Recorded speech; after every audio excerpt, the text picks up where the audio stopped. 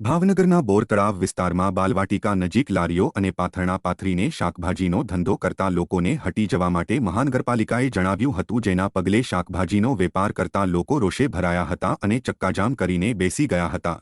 તેમણે જણાવ્યું હતું કે શાકભાજીના વેચાણ કરતા લોકોની રોજીરોટી છીનવી લેવાનો પ્રયાસ કરી રહ્યા છે। અમે આ ધંધો ન કરીએ તો શું કરીએ? જો શાકભાજીની લારીઓ અને પાથરણા હટાવવામાં આવશે તો અમે બેકારીના ભરડામાં આવી જશું। માટે મનપાના શાસકોએ આ બાબતે વિચારીને યોગ્ય ઉકેલ લાવવો જોઈએ।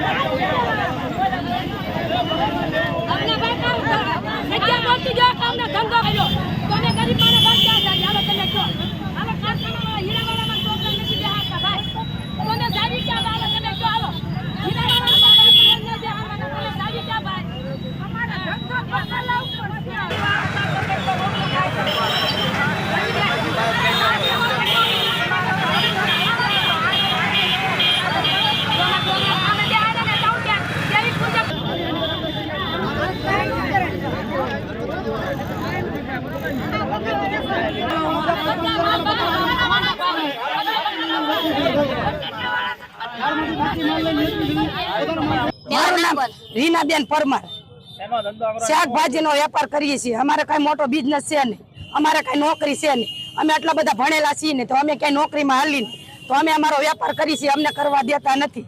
તો અમારા છોકરાને અમારે પેટ કેમ ભરવા? અમારે જાવું ક્યાં? બૈરા માણસ બીજો ધંધો શું કરીએ કે મ્યુનિસિપાલિટી વાળા રોજ ને રોજ આવીને સામાન ભરી જાય તો અમારે જાવું ક્યાં? અમારે રહેવા ઘર નથી, હવે ખાવા માટે ધંધો કરી તો ધંધો નથી રહેવા દેતા તો અમારે બધાને જાવું ક્યાં? અમારે અમે શાકભાજીનો ધંધો કરીએ।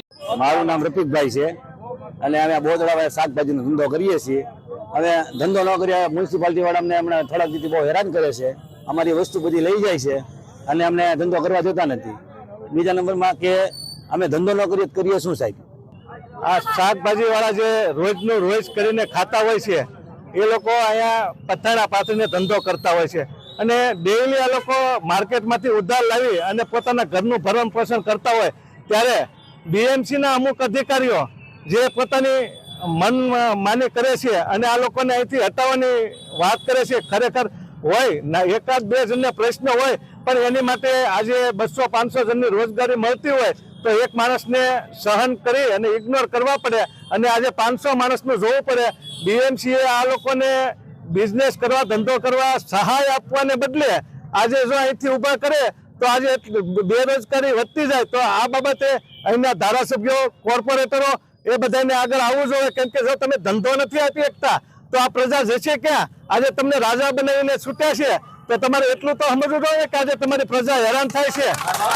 તો આજે